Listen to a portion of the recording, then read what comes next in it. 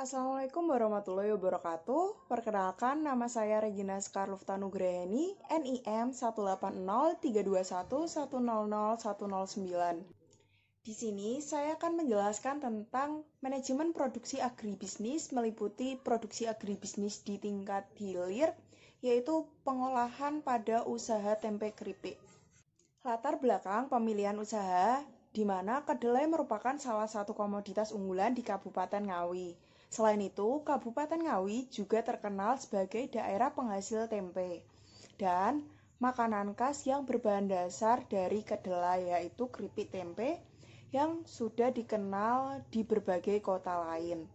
Selain pemilihan usaha ini, yaitu usaha ini dapat meningkatkan nilai jual dari kedelai dan sebagai penyerap tenaga kerja, serta usaha ini memiliki potensi untuk berkembang. Di mana usaha keripik tempe yang sudah ada di Kabupaten Ngawi masih dalam skala UMKM, belum ada yang skala pabrik.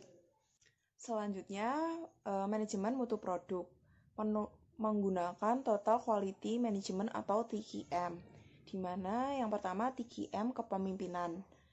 Gaya kepemimpinan yang digunakan pada usaha ini yaitu partisipatif, di mana pemimpin memiliki rasa tanggung jawab, kepemimpinan terhadap tugas serta kewajiban, serta pemimpin harus layak sebagai panutan karyawan.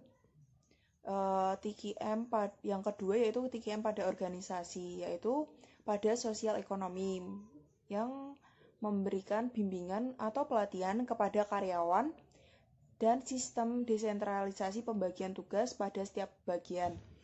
Nah, jadi pada setiap struktur organisasi memiliki tugas dan tanggung jawab sendiri. Yang selanjutnya pada produksi, di mana meliputi pengendalian bahan baku, pengujian produk, dan pemeliharaan peralatan, serta pengawasan kualitas. Yang keempat, TQM pada kepuasan pelanggan, di mana pemenuhan keinginan pelanggan dan peningkatan mutu produk. Yang kelima, TQM pada produk, yaitu pemberian jaminan pada produk baik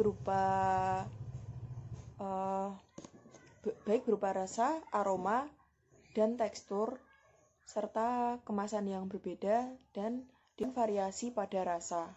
Selanjutnya, manajemen persediaan. Tujuan spesifik manajemen persediaan yaitu yang pertama, untuk memastikan jumlah bahan baku yang dibutuhkan, di mana dengan manajemen persediaan kita dapat memastikan kuantitas maksimal pemesanan.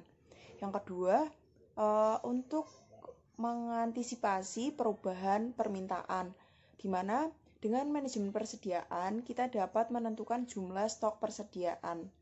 Nah, yang ketiga, mengurangi resiko keterlambatan bahan baku, di mana dengan manajemen ini dapat menentukan kapan harus melakukan pemesanan ulang.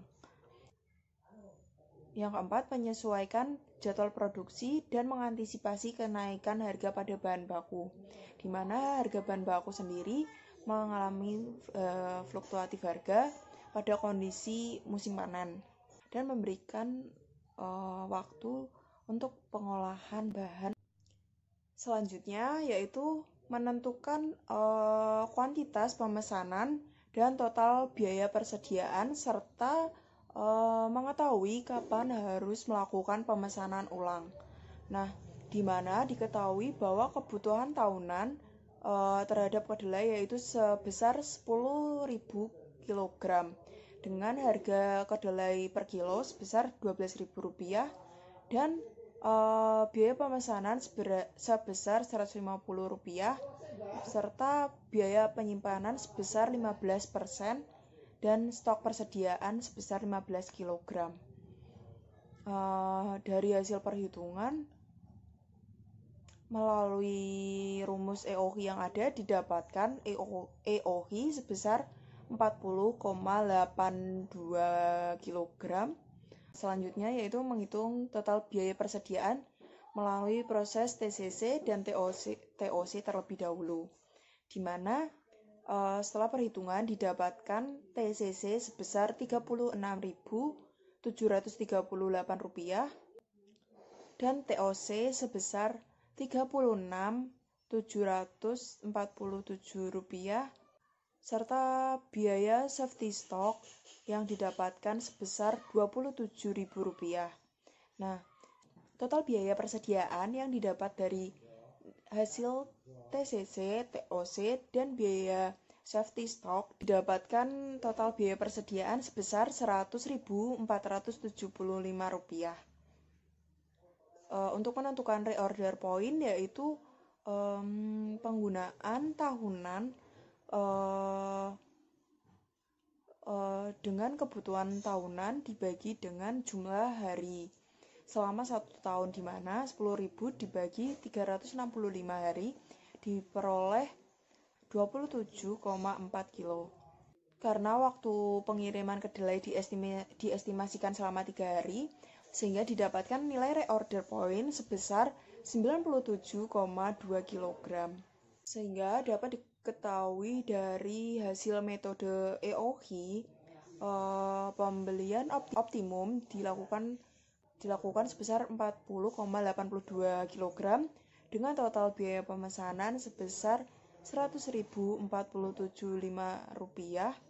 dan pembelian ulang reorder point atau pembelian ulang pada 97,2 kg.